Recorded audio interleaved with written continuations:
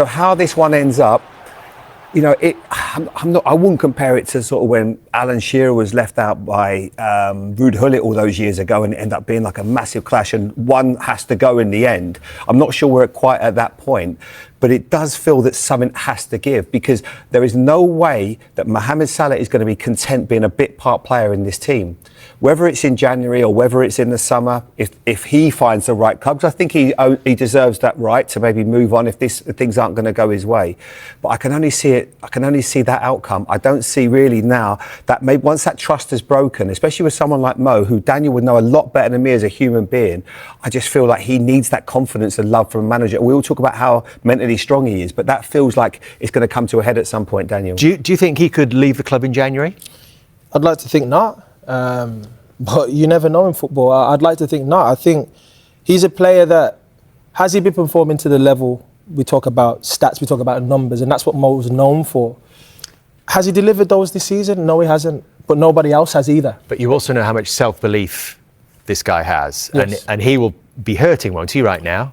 Every player that is driven by, you know, goals, assists, and those are individual things, and I'm not suggesting Mo's an individual player, but he wants to be the reason why the team wins. Attackers, typically, are driven that way. It's unique when you have a striker or a winger who doesn't want to be the reason. My job is to score, my job is to assist. That is my job.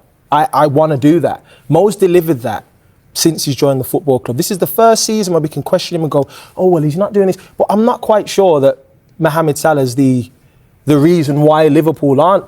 Last season, he was the reason why the team won the league.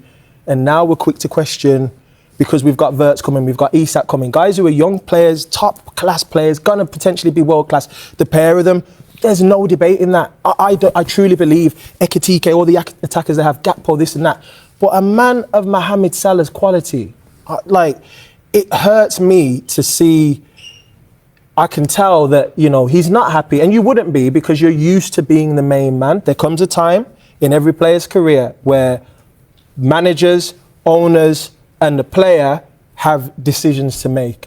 I don't think this is the stage we're at with Mohamed Salah. Personally, I think the club can turn it around in terms of performances, and I think Mohamed Salah can turn it around in terms of performances. But what I don't want to see is this notion that we're almost pushing Mohamed Salah away because what he scored, he's the top scorer for the team. Yes, we could say there's a couple of penalties in there and whatever, but nobody's delivering top-level performances for Liverpool this season. If we actually ask those players right now, which one of you believe you've been at the level that you've set yourself and the standards you've set yourself for all these years?